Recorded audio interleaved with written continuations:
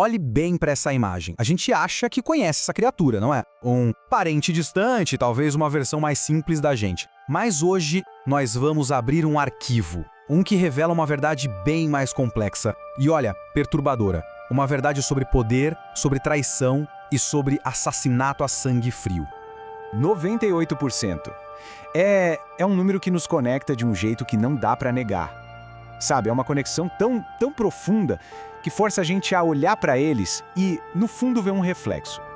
E é justamente aí, nessa diferença minúscula de 2% e em tudo que a gente compartilha, que mora uma capacidade incrível para uma diplomacia sofisticada, mas também para uma brutalidade que, vou te dizer, compete com a nossa.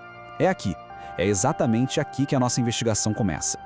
Então, para começar, a gente precisa desmontar a imagem que construímos deles, para poder entender a realidade que se esconde por trás dessa fachada. Sabe, a imagem que vem na cabeça é a do animal divertido, quase um personagem de desenho. Mas a realidade biológica, bom, a realidade é bem diferente. É uma criatura com uma força física que é sinceramente assustadora.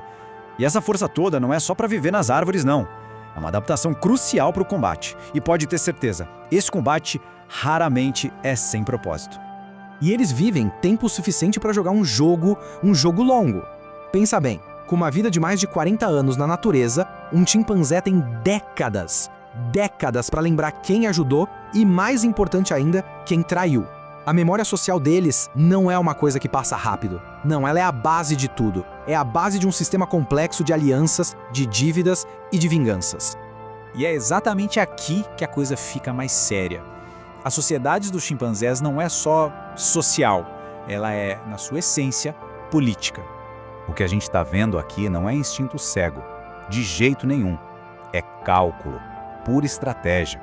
É a manipulação de alianças, é usar a diplomacia para subir na hierarquia. A força bruta, claro, é importante, mas muitas vezes ela fica em segundo plano, perdendo para a inteligência social. E o jeito como o poder é mantido revela uma complexidade que surpreende. Não é só sobre ser o mais forte e intimidar todo mundo, não mesmo. Um líder eficaz é, antes de tudo, um diplomata. Ele entra no meio das brigas para acalmar os ânimos, ele fortalece alianças passando horas catando os pelos dos parceiros e ele até consola quem sofreu uma agressão. Ele não governa como um tirano, ele governa como um político, gerenciando todo o clima social do grupo. E a maior prova disso tudo vem de um caso documentado de assassinato de um rei. O caso de Luit. Ele era um macho alfa que era fisicamente superior a todos os outros. Só que a força dele, no final, não foi o bastante para salvá-lo. A queda do Luit foi uma obra-prima de estratégia política. Yerum, o cérebro por trás de tudo, se aliou ao Nikki, que era o músculo. Juntos, esses dois, que eram mais fracos sozinhos, conseguiram derrubar um oponente muito mais forte. Isso não foi uma briga qualquer. Foi um golpe de Estado, calculado nos mínimos detalhes. A prova final de que na política dos chimpanzés, a inteligência estratégica pode e, de fato, consegue superar a força bruta. E aí que a história fica sombria. Porque essa mesma inteligência estratégica é usada para cometer atos de uma brutalidade chocante.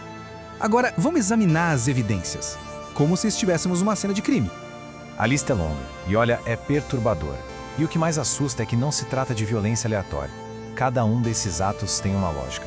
Uma lógica fria, calculista e evolutiva por trás. E talvez nenhum caso ilustre isso de uma forma tão sombria quanto a história de duas fêmeas da comunidade de Gombe, uma mãe e sua filha. Durante anos, Passion e sua filha, Pom, aterrorizaram o próprio grupo.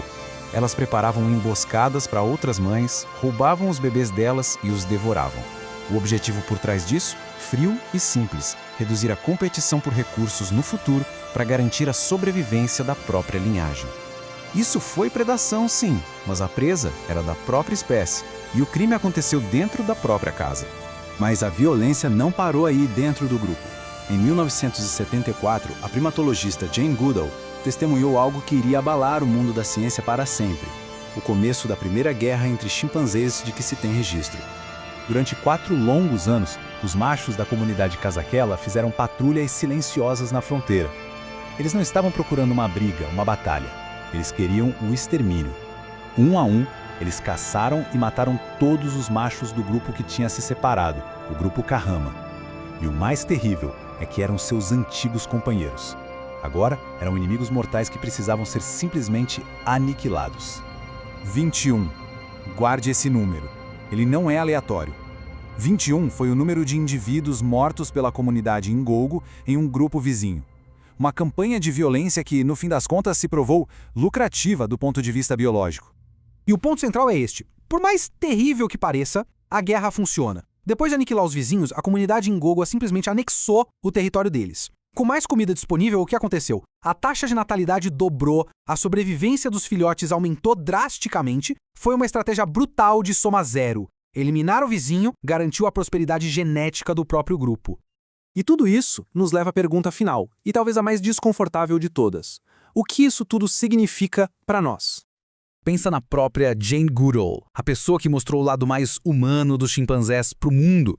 Ela mesma foi forçada a encarar essa natureza violenta. A descoberta de que eles podiam ser assassinos frios, calculistas, isso mudou para sempre o que a gente entendia não só sobre eles, mas, no fundo, sobre nós mesmos.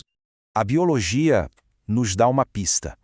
Se a gente comparar com os parentes pacíficos deles, os bonobos, o cérebro dos chimpanzés tem menos conexões naquelas áreas ligadas à empatia.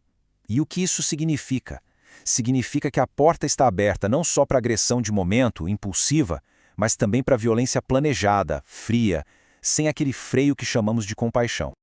Então, no final, a questão continua no ar.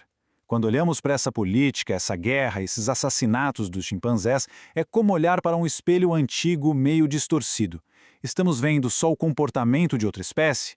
Ou será que estamos, na verdade, encarando as raízes mais sombrias da nossa própria capacidade de cometer violência organizada? A resposta? Bom, talvez ela esteja escondida bem ali, naqueles 98% de DNA que compartilhamos.